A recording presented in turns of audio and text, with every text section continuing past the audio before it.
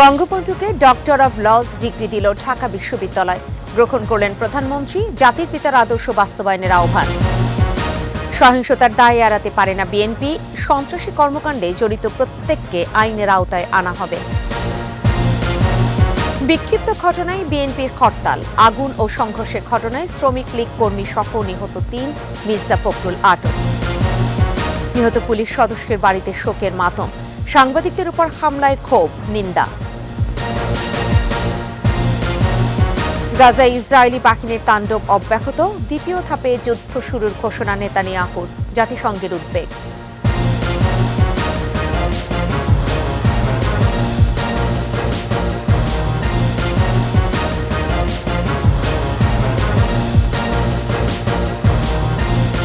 এতক্ষণ শুনছিলেন first security ইসলামী bank limited সংবাদ শিরোনাম।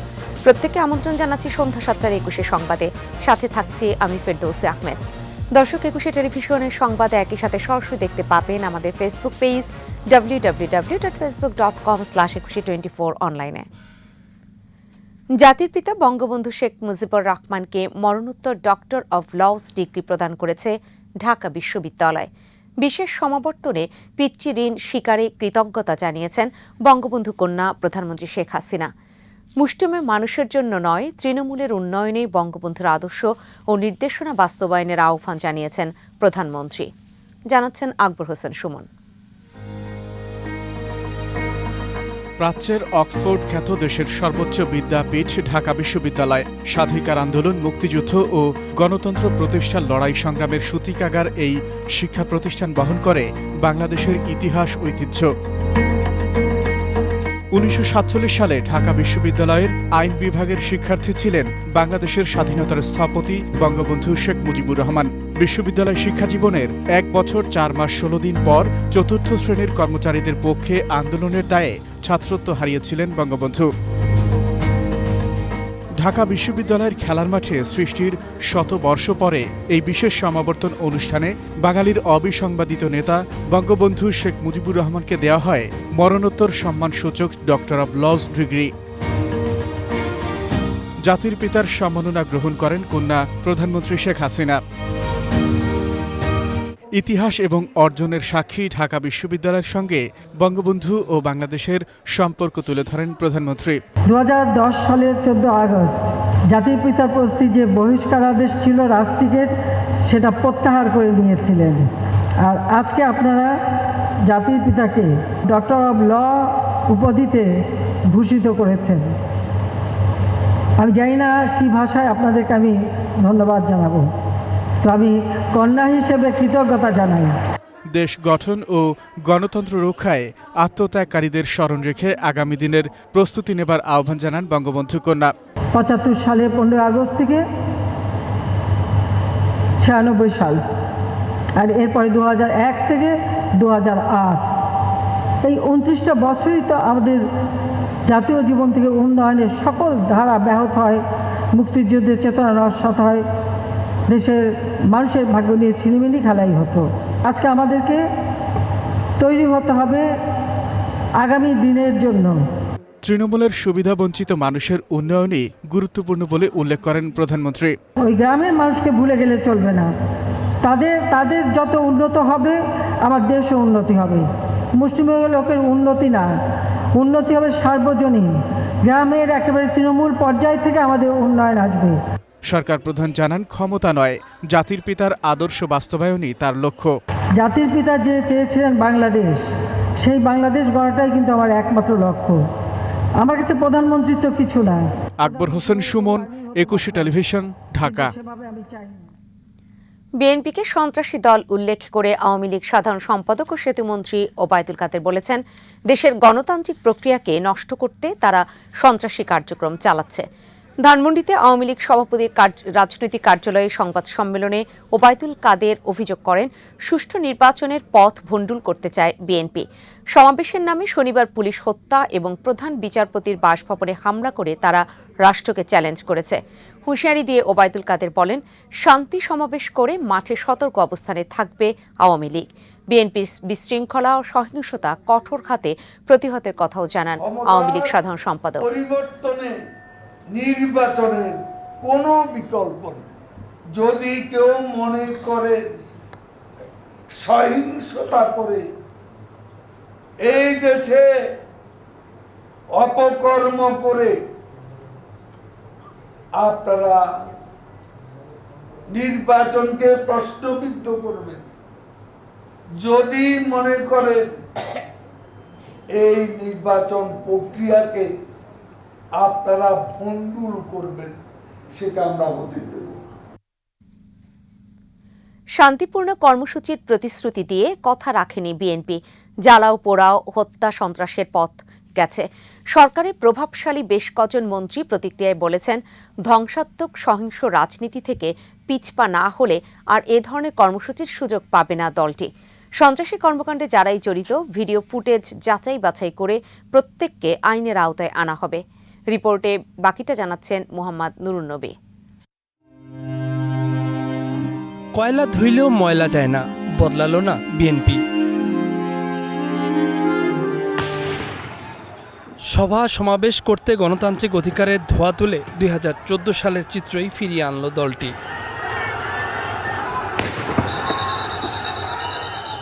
জনবিচ্ছিন্ন এই দলটি এত বছরেও বদলায়নি। এবার সরাসরি প্রধান বিচারপতির বাসভবনে হামলার ধৃষ্টতা দেখালো। গণমাধ্যম কর্মীদের উপর হামলা, বাস পুড়িয়েছে, এমনকি হাসপাতালেও হামলা করেছে সন্ত্রাসীরা। প্রকাশ্য দিবালোকে পুলিশকে পিটিয়েছে, চাপাতি দিয়ে হত্যা নিশ্চিত করেছে। এ সময় পুলিশ চরম ধৈর্যের পরিচয় দিয়েছে। সচিবালয়ে নিজ নিজ দফতরে দলটির এহেন কর্মকাণ্ডকে ফিলিস্তিনের ইসরায়েলি হামলার সাথে তুলনা করলেন স্বরাষ্ট্র ও তথ্যমন্ত্রী। অভিযোগ করলেন, বিএনপির নেতারা যখনই বৈঠক করেছে তখনই হামলার ঘটনা ঘটেছে, কাজেই তারা প্রত্যেকে হুকুমের আসামি। পুলিশ হাসপাতালে হামলা চালিয়ে সেখানে 19টি গাড়ি জ্বালিয়ে দিয়েছে, ভাঙচুর করেছে, অ্যাম্বুলেন্স সহ। ইসরায়েলি বাহিনীর অনুকরণে তারা গতকাল হাসপাতালে হামলা চালিয়েছে এবং এটির দায় শুধু যারা করেছে তার আর নয়, এটির দায় এটির নির্দেশদাতাদের। তারা বলে দিলেন ফকিরাপুল ইসের মোড় পর্যন্ত, তার বাইরে এসে প্রধান বিচারপতির বাড়ি অ্যাটাক করবেন, এই দায় কি কেউ এড়াতে পারবেন? তাদের নেতারা। তাই যে পুলিশ হত হইল, এই দায় কি এড়াতে পারবেন? সমাবেশ করতে এসে নিজেরা সমাবেশ স্থল ত্যাগ করে চলে গেছে। বিশৃঙ্খলা সৃষ্টিতে মেতেছে। দৃঢ়তার সাথে সরকারের মন্ত্রীরা বললেন, একজন অপরাধীকেও ছাড় দেওয়া হবে না। জনগণের জানমালের নিরাপত্তা বিধানে সম্ভাব্য সব উদ্যোগ নেওয়া হবে। গাড়ি পুড়াবে, মানুষ মারবে, এই ধরনের রিপোর্ট তো আমরা বিশ্বাস করতে পারি না। আমরা কি বিশ্বাস করতে পারি একটা সভ্য মানুষ একটা পুলিশকে হত্যা করবে? আমাদের ক্যামেরার মাধ্যমে যাদেরকে আমরা চিহ্নিত করব তাদেরকে অবশ্যই আমরা আইনের হাতে সোপর্দ করব। আমরা এই ধরনের ন্যাক্কারজনক ঘটনার পুনরাবৃত্তি করতে দিতে পারি না। এদিকে কেন্দ্রীয় পুলিশ হাসপাতালে আহতদের দেখতে গিয়ে গণমাধ্যমের সাথে কথা বলেছেন পররাষ্ট্রমন্ত্রী। বললেন, জালিয়াতিতে চ্যাম্পিয়ন বিএনপি প্রেসিডেন্ট জো বাইডেনের নকল উপদেষ্টা বানাতেও পিছপা হয়নি। আমেরিকান মিশন বলেছে তারা ওকে চিনে না। প্রেসিডেন্ট বাইডেন অত আহাম্মক না যে যেখানে লোকরা এই ধরনের পাঠাবে। I don't believe it. বিদেশি নাগরিক এসে আপনার দেশে ভায়োলেন্সের জন্য আহ্বান জানাচ্ছে, he should be arrested. Mohammad Nurunnabi, 21 television, Dhaka. প্রধান বিচারপতির বাসভবনে হামলাকে বিচার বিভাগের উপর হামলা বলে মন্তব্য করেছেন attorney general M Amin Uddin. BNP জামাতের ঘটানো এসব কর্মকাণ্ড রাষ্ট্রদ্রোহিতার শামিল বলেও মন্তব্য করেন অ্যাটর্নি জেনারেল। দুপুরে নিজ কার্যালয়ে রাষ্ট্রের সর্বোচ্চ এই আইন কর্মকর্তা বলেন, প্রধান বিচারপতির বাসভবনে হামলাকারীদের শাস্তির আওতায় আনা উচিত।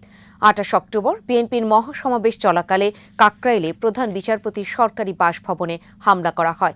এ সময় এক প্রশ্নের উত্তরে অ্যাটর্নি জানান, সোমবার হোলি আর্টিজান হামলায় হাইকোর্টের রায় হবে। রায়ে সব আসামির ফাঁসি বহাল থাকবে বলে আশা প্রকাশ করেন রাষ্ট্রের সর্বোচ্চ আইন কর্মকর্তা। তারা হামলা করার প্রচেষ্টা চালিয়েছে। এই ধরনের ঘৃণ্য যারা অপরাধ করেছে তাদেরকে শুধু ঘৃণা জানানোর আমার ভাষা নাই। আমি মনে করি তাদেরকে শাস্তির আওতায় এনে উপযুক্ত শাস্তি প্রদান করতে হবে। ভবিষ্যতে কেউ যেন এ ধরনের ঘৃণ্য অপরাধ করতে সাহস না পায়। বিক্ষিপ্ত ঘটনায় ঢিলে ঢালাভাবে পালিত হয়েছে বিএনপির ডাকা সকাল সন্ধ্যা হরতাল।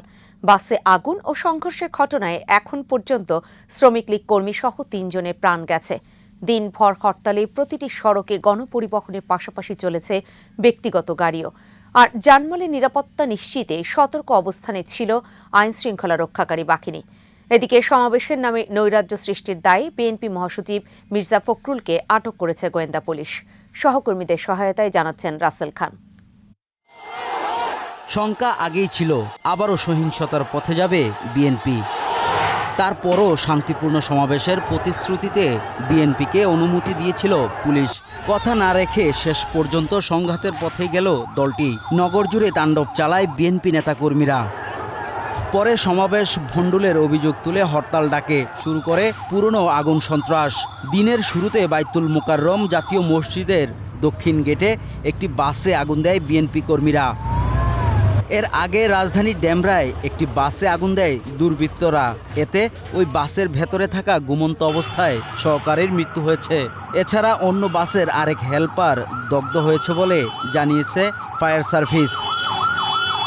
এছাড়া অগ্নিসংযোগ করেছে বংশাল তাঁতিবাজার ও মোহাম্মদপুরের টাউন হল এলাকায়।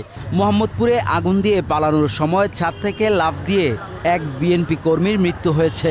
একটা লোক ওদিকটা দৌড়ে আসে, ওই আমি ধাক্কা দিয়ে ঢুকছে। রাজধানীর বিভিন্ন এলাকায় সকালের দিকে গণপরিবহন কম থাকলেও বেলা বাড়ার সাথে বেড়েছে যানবাহনের সংখ্যা, বেড়েছে মানুষের যাতায়াতও। বিরোধী দল যারা এসব রাজনীতি নিয়ে খেলাফেলা করে, এরা আসলে কি ফায়দাটা পাচ্ছে আমাদের জানা নেই। আসলে আমি তো অফিসে যাচ্ছি, আমার হেঁটে যেতে হচ্ছে, কিন্তু আমার বাসা কিন্তু অনেক দূরে, সেই মহাকালীর কাছে, কিন্তু রাস্তা দিয়ে আসতে পারি না ভয়ে যদি রাস্তায় কিছু হয়, সেজন্য শর্টকাট রাস্তা দিয়ে এই যে হেঁটে হেঁটে যাচ্ছি। হরতাল দিচ্ছে, এই জন্য আমাদের সাধারণ লোকের খুব একটা কষ্ট, দুর্ভোগ। মানুষের নিরাপত্তা নিশ্চিত করতে রাজধানী জুড়ে সতর্ক অবস্থানে আইনশৃঙ্খলা রক্ষাকারী বাহিনীর সদস্যরা। টহল জোরদার করা সহ আমরা রোবাস্ট পেট্রোলিং এবং ডোমিনেশন পেট্রোল এবং আমাদের গোয়েন্দা নজরদারি অব্যাহত রেখেছি, যাতে ঢাকা শহরের যে সম্মানিত নাগরিকরা রয়েছে তারা নির্বিঘ্নে চলাচল করতে পারে এবং তাদের নিরাপত্তার জন্য আমরা কাজ করে যাচ্ছি। তবে হরতালে বিএনপির পল্টন কার্যালয়ে কোনো নেতাকর্মীকে দেখা যায়নি। কার্যালয়ে তালা দেয়া রয়েছে। পুলিশের পাশাপাশি সাংবাদিকদের উপস্থিতি দেখা গেছে। এদিকে হরতালের শুরুতে গুলশানের বাসা থেকে বিএনপির মহাসচিব মির্জা ফখরুল ইসলাম আলমগীরকে আটক করেছে পুলিশ। জিজ্ঞাসাবাদের জন্য তাকে আটক করা হয়েছে।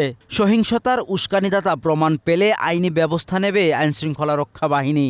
তাকে আমরা জিজ্ঞাসাবাদের জন্য নিয়ে এসেছি। এরপরে যদি তেমন আমরা সেইভাবে তদন্তের পরে যদি হয় সেটি হতে পারে, এই মুহূর্তে আমরা তাকে জিজ্ঞাসাবাদের জন্য নিয়ে এসেছি। এছাড়া বিএনপির সমাবেশে পুলিশ হত্যায় জড়িতের দায়ে 2 জনকে গ্রেফতার করেছে পুলিশ। তদন্ত কার্যক্রম চলছে, তদন্ত কার্যক্রম চলে এর ভেতরে তদন্তের ভিত্তিতে, প্রমাণের ভিত্তিতে আমরা আরও গ্রেফতার করব। এদিকে লালমনিরহাটে মহেন্দ্রনগরে হরতাল চলাকালে বিএনপি ও আওয়ামী লীগের কর্মীদের মধ্যে সংঘর্ষে শ্রমিক লীগ নেতা জাহাঙ্গীর নিহত হন। এ সময় বেশ কয়েকটি মোটরসাইকেল ভাঙচুর করা হয়।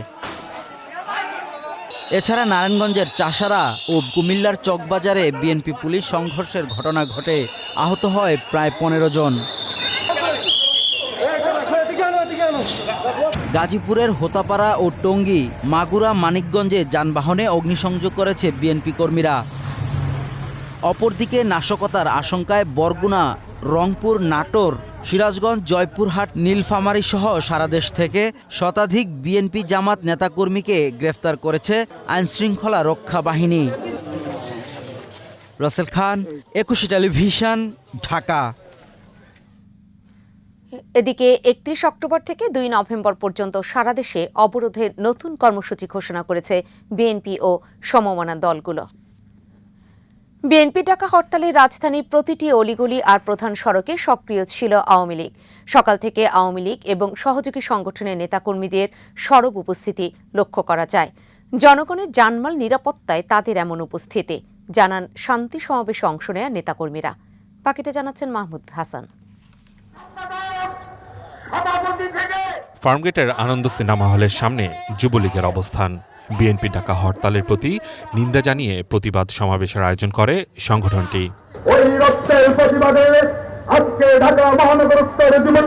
পুলিশ হত্যা, রাজারবাগ পুলিশ লাইন হাসপাতাল এবং কাকরাইলের পুলিশ বক্সে অগ্নিসংযোগের মধ্য দিয়ে বিএনপি তাদের সন্ত্রাসী দল হিসেবে আবারও প্রমাণ করেছে বলে মনে করেন যুবলীগের কেন্দ্রীয় নেতারা।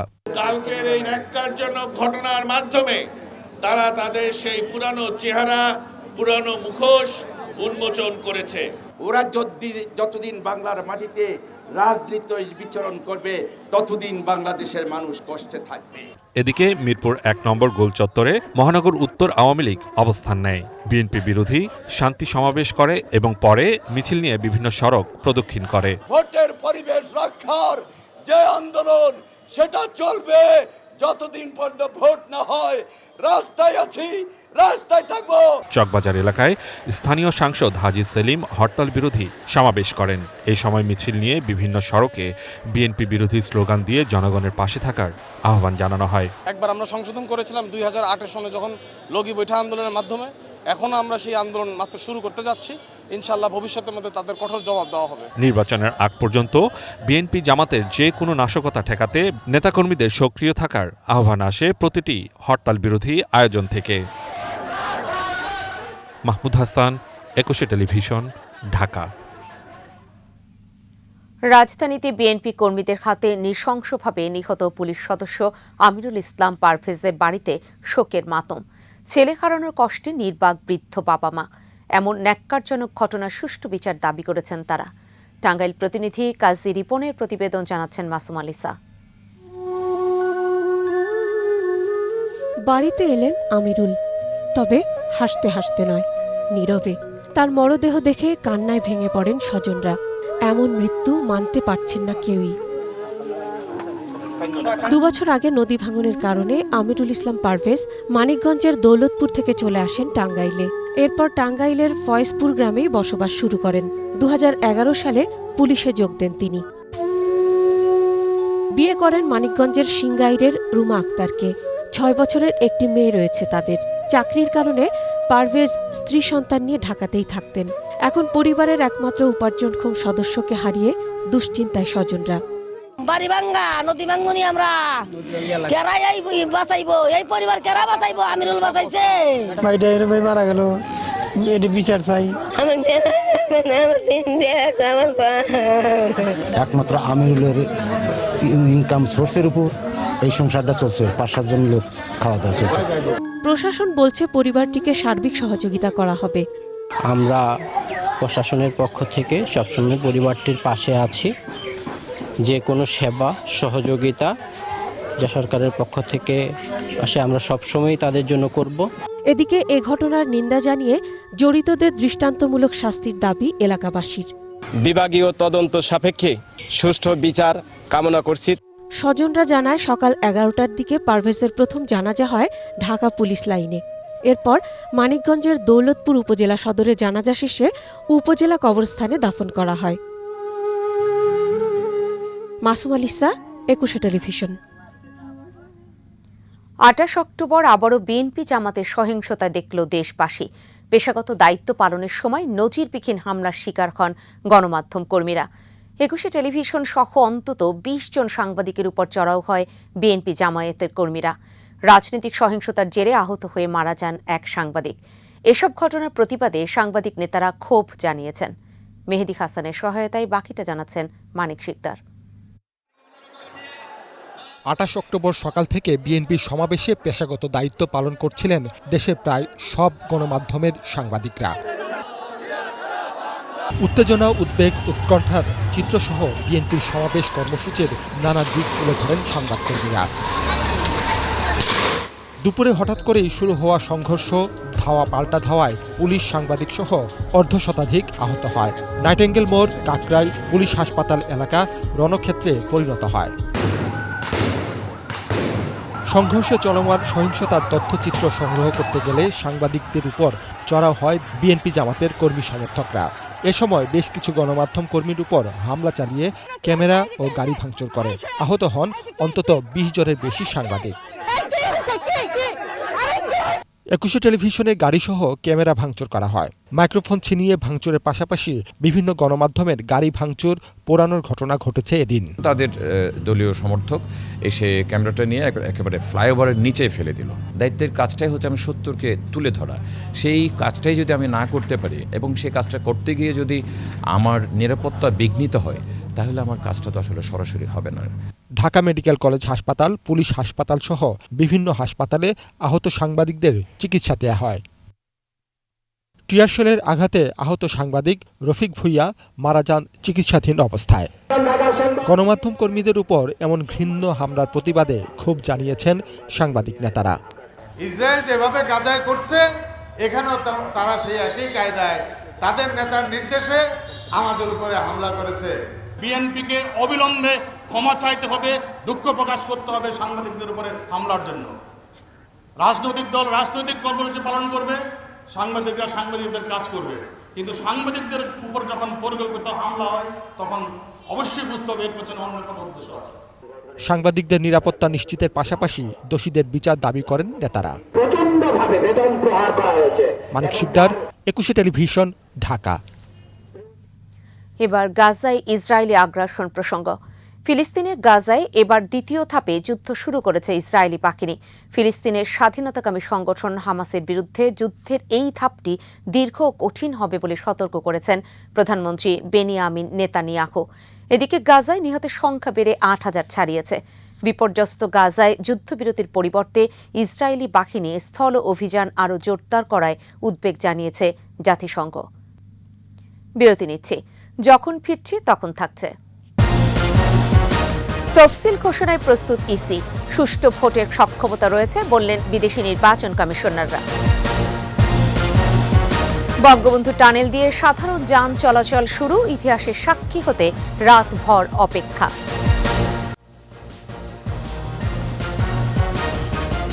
দেখছেন সন্ধ্যা 7:21 সংবাদ।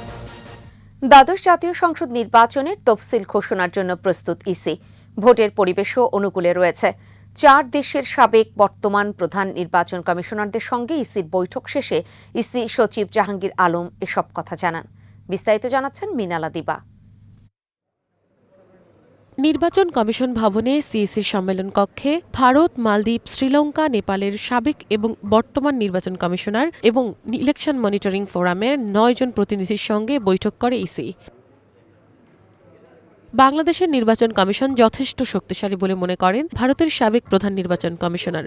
অবাধ, সুষ্ঠু ও নিরপেক্ষ নির্বাচন হওয়ার আশা তার। Their intention to deliver a free, fair and credible election, I think we need to trust.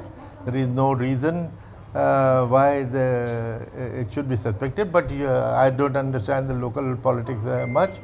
But systemically, they have everything. Constitution and the laws give them all the power and the credibility which they require. পরে commission সচিব জানান, বৈঠকে বিভিন্ন দেশের নির্বাচন ব্যবস্থা নিয়ে মতবিনিময় হয়েছে। তাদের দেশের নির্বাচন পদ্ধতিটা কিভাবে কাজ করে, আমাদের দেশের নির্বাচন পদ্ধতিটা কিভাবে কাজ করে, সেই বিষয়ে মূলত তথ্যের আদান প্রদান হয়েছে। এ সময় সাংবাদিকদের প্রশ্নের জবাবে ইসি সচিব জানান, ভোটের পরিবেশ অনুকূলে রয়েছে। নির্ধারিত সময়ে তফসিল ঘোষণা করা হবে। সংবিধানের বিধান অনুযায়ী মেয়াদ পূর্তির 90 দিনের পূর্ববর্তী সময়ের ভিতরে বাংলাদেশে নির্বাচন অনুষ্ঠিত হবে। নির্বাচন কমিশন তার সকল কার্যক্রম সম্পন্ন করছেন। সংবিধান অনুযায়ী যথাসময়ে নির্বাচনের জন্য কমিশন প্রস্তুত বলেও জানান ইসি সচিব। মিনালা দিবা, 21 টেলিভিশন, ঢাকা। বঙ্গবন্ধু শেখ মুজিবুর রহমান টানেল দিয়ে যান চলাচল শুরু হয়েছে। ভোর 6টায় টানেলটি খুলে দেয়া হয়। ইতিহাসের সাক্ষী হতে অনেকেই শনিবার রাত থেকেই টানেলের 2 প্রান্তে গাড়ি নিয়ে অপেক্ষা করছিলেন। মাত্র 3 থেকে 4 মিনিটে টানেল দিয়ে কর্ণফুলী নদী পার হন তারা। চালুর পর থেকে 12 ঘণ্টায় টানেল পাড়ি দিয়েছে 2064টি গাড়ি। ইফরাচিনুরের ক্যামেরায় একরামুল হকের প্রতিবেদন, জানাচ্ছেন খুরশিদ আলম মুকুল। প্রধানমন্ত্রী শেখ হাসিনা টোল দিয়ে শনিবার পার হওয়ার পর থেকেই বঙ্গবন্ধু টানেল পাড়ি দেওয়ার আনন্দের প্রতিযোগিতা শুরু হয়। তাই শনিবার রাত থেকে আনোয়ারা ও পতেঙ্গায় টানেলের 2 প্রবেশদ্বারে গাড়ি নিয়ে অপেক্ষা করছিলেন অসংখ্য মানুষ। স্বপ্নে সেই মুহূর্ত আসে রোববার ভোর 6টায়। তারপর একে একে পারাপার শুরু হয় গাড়ি। টানেল দিয়ে কর্ণফুলী পাড়ি দেওয়ার স্বপ্ন বাস্তবে রূপ নেয়। আমার একটা উদ্দেশ্য, প্রাইম মিনিস্টার টোল দেওয়ার পরে আমি দিব। যখন টানেল দিয়ে আমরা আসছিলাম, খুবই প্রাউড মনে হচ্ছিল যে আমি বাংলাদেশি। খুব খুশি লাগছে, আনন্দ লাগছে। কালকে রাত থেকে 11টা থেকে বসে আছি যে আমরা আজকে পার হব। যত উন্নয়নমূলক যা কিছু দেখলাম শেখ হাসিনার আমলে দেখলাম। টানেলের রয়েছে দুটি টিউব, একটি টিউব দিয়ে গাড়ি যাবে এবং অন্যটি দিয়ে আসবে। কেউ টানেলে গাড়ি থামাতে পারবেন না। সর্বোচ্চ 60 কিলোমিটার গতিতে গাড়ি চলাচল করতে পারবে। টোল আদায়ের জন্য আনোয়ারা প্রান্তে রয়েছে 12টি টোল প্লাজা। আমরা এখানে মোটরসাইকেল অ্যালাউ করছি না, 3 হুইলার অ্যালাউ করছি না, সিএনজি অ্যালাউ করছি না। তো পেডেস্ট্রাইন যেগুলো পদচারীদেরকেও আমরা অ্যালাউ করছি না। কম সংখ্যক গাড়ি চলাচল করবে হয়তো 12টার পরে, তখন আমরা একটা টানেল ক্লোজ অল্প সময়ের জন্য ক্লোজ রেখে দুই ডিরেকশনে গাড়ি আমাদের চলবে। নগদ, ইটিসি এবং আইসি কার্ড, এই 3 পদ্ধতিতে টোল আদায় করা হচ্ছে। একজন যাত্রী বা চালকেরা 1 থেকে 6 সেকেন্ডের মধ্যে টোল পরিশোধ করতে পারছেন। গাড়ি শুধু থামবে, আইসি কার্ডটা শো করবে, গাড়ি চলে যাবে। হ্যাঁ, আমাদের বেশিক্ষণ সময় লাগে না, অটো রিড হওয়ার কারণে 4-5 সেকেন্ডের মধ্যেই গাড়ি ছাড়া যাবে। চীনের সাংহাইয়ের আদলে 1 সিটি 2 টাউন হিসেবে গড়ে তুলতেই কর্ণফুলীর তলদেশে বঙ্গবন্ধু টানেলটি নির্মাণ করা হয়। এতে আনোয়ারা প্রান্ত শহরে রূপান্তরিত হবে। মহেশখালীতে গভীর সমুদ্র বন্দরের কাজ সম্পন্ন হলে টানেলটির অর্থনৈতিক গুরুত্ব আরও বাড়বে। শনিবার প্রধানমন্ত্রী শেখ হাসিনা টানেলটি উদ্বোধন করেন। খুরশিদ আলম মুকুল, 21 টেলিভিশন। বিশ্বের 44টি শীর্ষ প্রযুক্তির 37টি রয়েছে চীনের কাছে। দেশটির সহায়তায় বাংলাদেশ মেগা প্রকল্প বাস্তবায়ন সহ প্রযুক্তি খাতে এগিয়ে চলছে। দেশের কয়েকটি কোম্পানির আন্তর্জাতিক মানের হয়ে ওঠার ক্ষেত্রেও ভূমিকা রেখেছে চীনের প্রযুক্তিগত সহায়তা। কারিগরি ও প্রযুক্তি খাতের উন্নয়নে চীনের সহযোগিতা নেয়ার সুযোগ আছে বলছেন ব্যবসায়ী ও অর্থনীতিবিদরা। বাকিটা জানাচ্ছেন তৌহিদুর রহমান।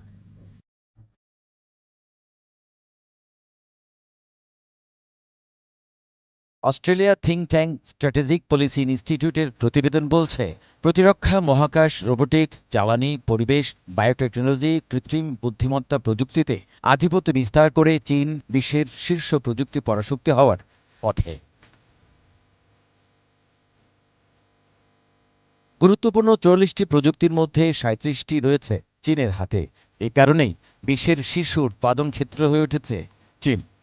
টেকনোলজিক্যাল যে ডিভাইসগুলো, ডিজিটাল ডিভাইসগুলো তৈরি হয়, সেটার main factory of the world কিন্তু চায়না।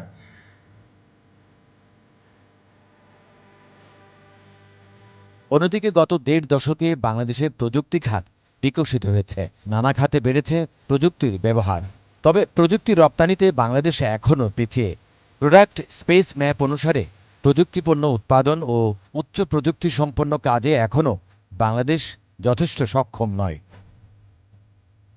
বাংলাদেশের মেগা প্রকল্প বাস্তবায়নে চীন গুরুত্বপূর্ণ ভূমিকা রাখছে। তৈরি পোশাক শিল্পের আধুনিকায়ন, বিভিন্ন মেশিনারিজ সরবরাহ, সর্বোপরি দেশের ডাটা সংরক্ষণে দেশটি বড় ভূমিকা রয়েছে।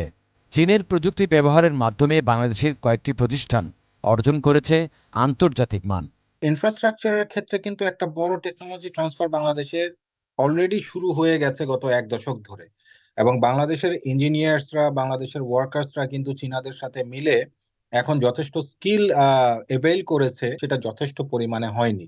আমাদের অনেক কাজ আছে যেগুলো সামনের দিনে করতে হবে, এবং আমাদের চীনা বন্ধুরাও আমাদেরকে এই ক্রমাগত এই আশ্বাস দিয়ে চলেছেন যে আমাদের প্রয়োজন মাফিক যখনই যেই ধরনের টেকনোলজির দরকার হবে তারা সেগুলো বাংলাদেশে নিয়ে আসবে। আমরা যদি তাদের সাথে এই যে কনজিউমেবল আইটেম, ইলেকট্রনিক্সের আইটেমের কথা বলি বা আদার্স যে সেক্টরগুলো আছে, সেগুলোও যদি আমরা তাদের সাথে একটা ডেভেলপমেন্ট পার্টনার হিসেবে বিভিন্ন রকমের প্রজেক্ট নিয়ে কাজ করতে পারি, সেই ক্ষেত্রে আমার মনে হয় বাংলাদেশ শুধুমাত্র আপনার এই গার্মেন্টস সেক্টর না, পাশাপাশি অন্য সেক্টরেও একটা ভালো অবদান রাখতে পারবে। অর্থনীতিবিদ ও আইটি বিশেষজ্ঞরা বলছেন, বাংলাদেশে চীন বিনিয়োগ করলে কর্মসংস্থান সৃষ্টির পাশাপাশি প্রযুক্তি হস্তান্তরেরও সুযোগ তৈরি হবে। এক্ষেত্রে বাংলাদেশি জনবল নিয়োগে শর্ত থাকা উচিত বলছেন তারা। চাইনিজ টেকনোলজি নেওয়ার ক্ষেত্রে দুটো উৎস আমাদের ব্যবহার করা দরকার। একটি হচ্ছে চাইনিজ বিনিয়োগের মাধ্যমে প্রযুক্তি হস্তান্তর, এবং আরেকটি হলো চাইনিজ পণ্য বা প্রযুক্তি সরাসরি আমাদের এখানে আমদানির মাধ্যমে প্রযুক্তি হস্তান্তর। যেগুলো দিয়ে বাংলাদেশে মেশিনারিজ তৈরি করা যায়, ওই ধরনের প্রযুক্তিগুলো নিয়ে যদি চাইনিজ বিনিয়োগকারীরাই বাংলাদেশে বিনিয়োগে আসেন, তাহলে একই সাথে আমাদের বিনিয়োগ পাওয়া হবে এবং একই সাথে আমরা চাইনিজ প্রযুক্তির সঙ্গেও পরিচিতি লাভ করতে পারবো।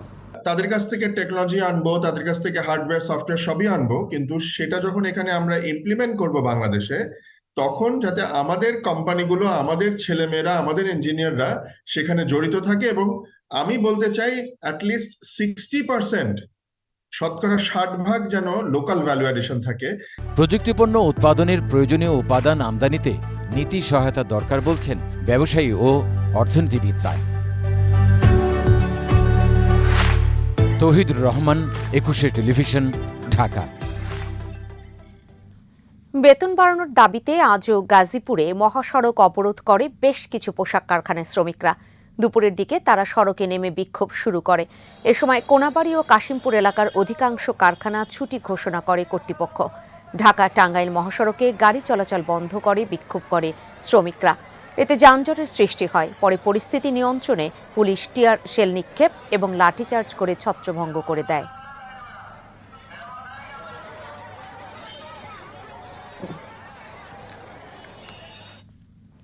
আবারও বিএনপির সহিংসতা প্রসঙ্গ।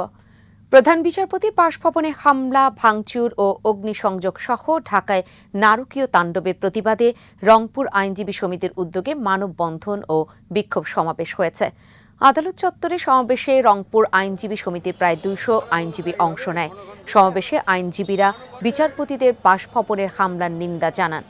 এ ঘটনা বিচার বিভাগের উপর সন্ত্রাসী হামলা বলেও মন্তব্য করেন। তারা এ ঘটনার হুকুমদাতা আর নেপথ্যের কুশীলব সহ হামলাকারীদের দ্রুত গ্রেফতার করে কঠোর শাস্তির দাবি জানান।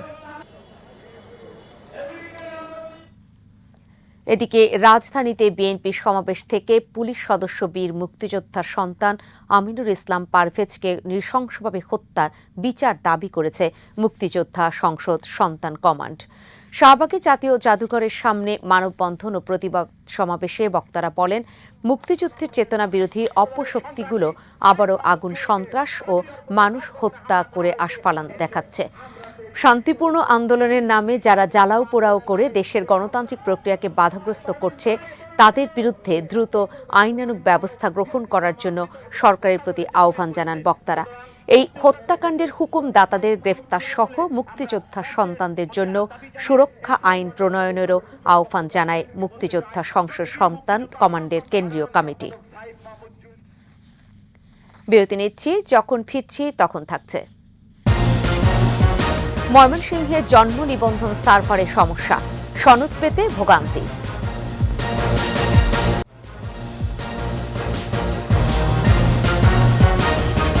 দেখছেন সন্ধ্যা 7টার 21 সংবাদ।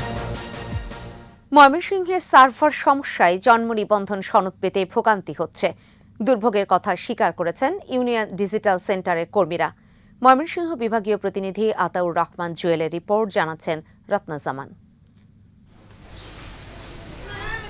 ময়মনসিংহ সদরের উত্তর দাপুনিয়া গ্রামের এরশাদ আলী তার 5ম শ্রেণী পড়ুয়া মেয়ের জন্ম নিবন্ধন সনদের জন্য 1 সপ্তাহ ধরে ঘুরছেন দাপুনিয়া ইউনিয়ন ডিজিটাল সেন্টারে। সনদ স্কুলে জমা দিতে পারলে মিলবে উপবৃত্তির টাকা। দিনের পর দিন ঘুরে সার্ভার সমস্যার কারণে সনদ না পাওয়ায় হতাশ এরশাদ আলী। স্কুলে ভর্তি করছি, জন্মদিনে কার্ড দিলে এই ইডা হবো আর কি, কার্ড হবো আর কি। এটা আর কি চেষ্টা করতেছি, এই লেগে সার্ভারের লেগে আমি কাজটা করা হইতেছি না। এটা মানুষের ভোগান্তি, সার্ভিয়ার না থাকলে, না দিয়ে না এলে এটা ধরুন চেয়ারম্যান মেম্বার কি করবে, এটা মানুষ বই তেমন লাগবে। শুধু এরশাদ আলী নন, ইউনিয়ন ডিজিটাল সেন্টারগুলো থেকে সময় মতো জন্ম নিবন্ধন সনদ না পাওয়ার অভিযোগ নানা শ্রেণী পেশার মানুষের। অনেক সময় 2 মাস ঘুরেও সনদ না পাওয়ার কথা জানান ভুক্তভোগীরা। মানুষ তো একটা কাজে জন্ম নিবন্ধনে, কেউ হয়তো বা স্কুলে ভর্তি বা কেউ হচ্ছে কোনো একটা গুরুত্বপূর্ণ কাজের জন্য আসে, তো সেই সময় দেখা যায় আসলে সার্ভারের সমস্যার কারণে কাজটা ডিলে হয়ে যায়। ঘুরে ঘুরে যায়, অনেক ভোগান্তি। একটা দেখা যাইতেছে 1 মাস 2 মাস ঘুরন লাগে। প্রায় 1.5 মাস ধরে ডিজিটাল সেন্টারে সার্ভার সমস্যা বলছেন উদ্যোক্তারা। পাবলিকের একটু ভোগান্তি হচ্ছে, এটা যে পর্যন্ত চাহিদা ছিল বা পাবলিকের যেটুকু চাহিদা মোতাবেক আমরা পূরণ করতে পারতেছি না সার্ভার সমস্যাজনিত কারণে। দ্রুত এই সমস্যার সমাধান চায় ভুক্তভোগীরা। এই বিষয়ে আমরা ইতিমধ্যে চিঠিও দিয়েছি এবং আমরা চাচ্ছি যে দ্রুত মানুষ আগে যেভাবে সেবা পেতেন তার চেয়েও যেন ভালো সেবাটা মানুষ পেতে পারেন। রত্না জামান, 21 টেলিভিশন, ব্যবসা বাণিজ্যের খবর।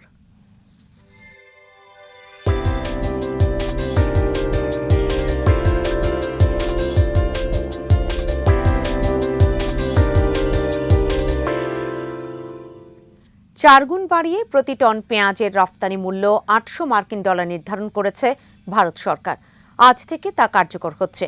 গতকাল ভারতের বৈদেশিক বাণিজ্য সংস্থার মহাপরিচালক সন্তোষ কুমার সারঞ্জি স্বাক্ষরিত পত্রের মাধ্যমে রফতানি মূল্য বাড়ানোর নির্দেশনা জারি করা হয়। আগামী 31 ডিসেম্বর পর্যন্ত এই নির্দেশনা কার্যকর থাকবে বলেও জানানো হয়। তবে আগের টেন্ডার করা পেঁয়াজগুলো আগের মূল্যেই আমদানি অব্যাহত রয়েছে। হিলে স্থলবন্দরের আমদানিকারকরা জানান, এতদিন ভারত থেকে প্রতি টন পেঁয়াজ $200 থেকে $300 মূল্যে আমদানি করা হতো।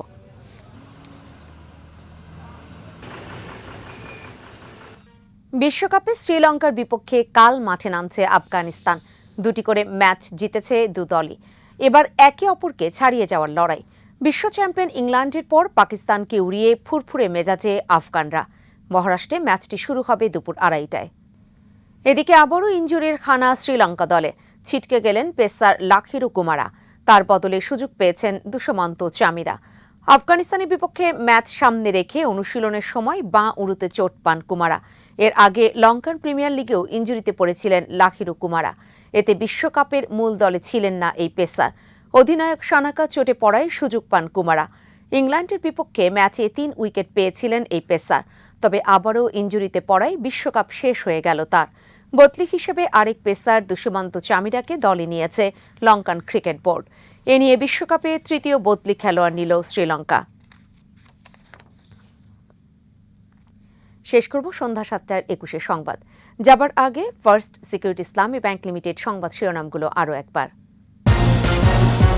বঙ্গবন্ধুকে ডক্টর অব লস ডিগ্রি দিল ঢাকা বিশ্ববিদ্যালয়। গ্রহণ করলেন প্রধানমন্ত্রী। জাতির পিতার আদর্শ বাস্তবায়নের আহ্বান। সহিংসতার দায়ে এড়াতে পারে না বিএনপি। সন্ত্রাসী কর্মকাণ্ডে জড়িত প্রত্যেককে আইনের আওতায় আনা হবে। বিক্ষিপ্ত ঘটনায় বিএনপির হরতাল। আগুন ও সংঘর্ষের ঘটনায় শ্রমিক লীগ কর্মী সহ নিহত 3, মির্জা ফখরুল আটক। নিহত পুলিশ সদস্যের বাড়িতে শোকের মাতম। সাংবাদিকদের উপর হামলায় ক্ষোভ, নিন্দা। গাজায় ইসরায়েলি বাহিনীর তাণ্ডব অব্যাহত। দ্বিতীয় ধাপে যুদ্ধ শুরুর ঘোষণা নেতানিয়াহুর। জাতিসংঘের উদ্বেগ। সর্বশেষ খবর জানতে ডায়াল করতে পারেন 2021 নম্বরে, আর ভিজিট করুন 21tv.com এই ওয়েবসাইটে। এছাড়া ফেসবুকে ভিজিট করতে পারেন facebook.com/2124 অনলাইনে। পরবর্তী সংবাদ রয়েছে রাত 9টায়। দেখার আমন্ত্রণ রইল।